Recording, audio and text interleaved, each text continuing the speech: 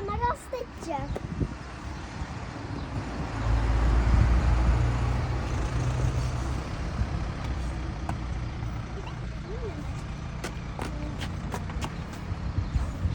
Kerem Yıldırım. He. Burada dur oğlum ya. Neden baba?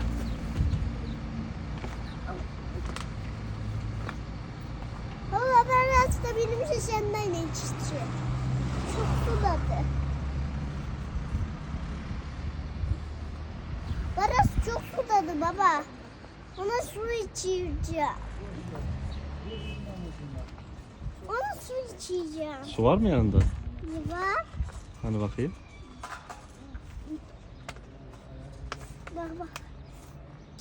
Ay. Hadi aç kapağını. Hadi gel.